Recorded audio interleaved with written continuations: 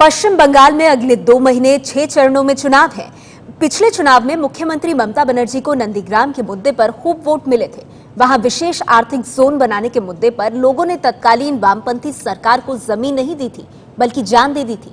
अब देखना यह है कि ममता ने वहां अपने वादे पूरे किए या नहीं। इसका जायजा लिया संवाददाता प्रकाश कुमार ने। साल 2007, पूर्वी मिदनापुर का नंदीग्राम। वामपंथी सरकार ने किया SEZ यानी विशेष आर्थिक जोन बनाने का ऐलान। फैसले के खिलाफ सड़कों पर उतरे गांव वाले। पुलिस की गोली में 14 लोग हुए शिकार। आज क्या है नंदीग्राम के हाल?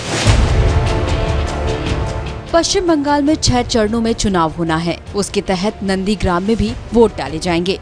लेकिन लोग क्या सोचते हैं मौजूदा ममता सरकार के बारे में?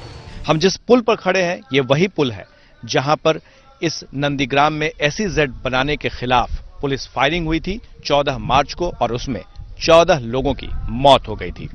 ये पुल जो नदी के ऊपर है, नदी के दाईं ओर नंदीग्राम है और बाईं ओर खिजड़ी है। इस इलाके में काफी हंगामा हुआ था, आंदोलन हुआ था, और उस वक्त वामपंथी सरकार के खिलाफ ममता बनर्जी थी। अब 5 साल तक वो यहां की मुख्यमंत्री रही। हम यहाँ के गांव वालों से जानने की कोशिश करेंगे कि SEZ नहीं बनने का जो फैसला हुआ बाद में वो किस हद तक सही रहा और गांव वालों को उनके मुख्यमंत्री होने से कितना फायदा मिला। हम चलते हैं गांव में। 14 मार्च 2007 को पुलिस की गोली से मारे गए लोगों को गांव वालों ने शहीद का दर्जा दे दिया। गांव वालों का कहना है कि उन्हीं की शहादत की वजह से यहां SEZ बनाने का फैसला सरकार को रद्द करना पड़ा। गांव वालों ने अब उनके नाम पर स्मारक और मीनार बना दिए हैं। गांव वालों की शिकायत है कि सरकार ने अभी तक उनसे किए वादे पूरे नहीं किए हैं।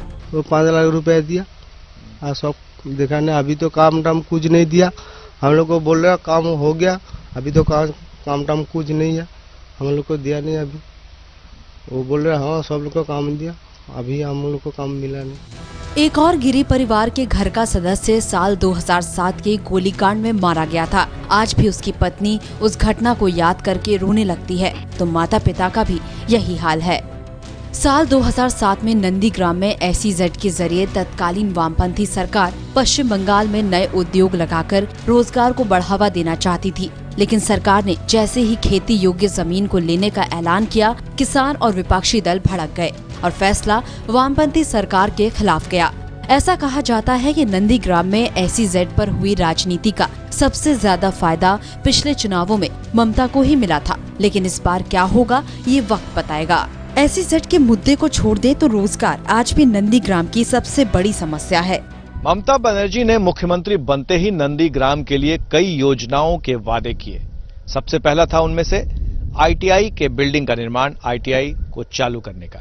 लेकिन हमारे पीछे जो आप चारदीवारी देख रहे हैं, यहाँ पर सिर्फ और सिर्फ पिछले 2 वर्षों में चारदीवारी का ही काम हुआ है।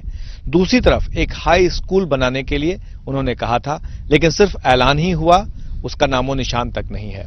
वहीं एक मल्टी स्पेशलिटी हॉस्पिटल बनाने की योजना है, हालांकि उसका बिल्डिंग तैयार है पर अब तक उसमें कोई काम नहीं शुरू हुआ है। यहाँ का लोग, यहाँ का जो स्टूडेंट है, यहाँ का जो यूथ है, वो बहुत सारे अलग प्रदेश में जाकर अलग अलग काम करते हैं। यहाँ कुछ नहीं मिल रहा है। विकास देखिए, नौकरी की जरूरत है, बाहर काम में जाना पड़ता है लोगों को, तो वो नहीं चाहिए। हमको लगता है कि काम इधर ही मिल जाना चाहिए। बाहर जैसे बेंगलोर में जाता है, मुंबई में जाता है, वहाँ नहीं जाना चाहिए। दीदी को ऐसा कुछ कर देना चाहिए कि सब काम इधर ही मिल जाए। यहाँ रोजगार के नए नए उपाय हों, नए नए संसाधन हों, जिससे कि बेरोजगारी खत्म हो सके। लेकिन एक बात तो तय है कि ममता बनर्जी ने जो जमीन खिसकाई थी वामपंथियों की, उसे वापस लाने के लिए वामपंथियों को बहुत कोशिश करनी होगी। हमारे सहयोगी भगवान के साथ प्रकाश कुमार, ABP न्यूज, नंदीग्राम।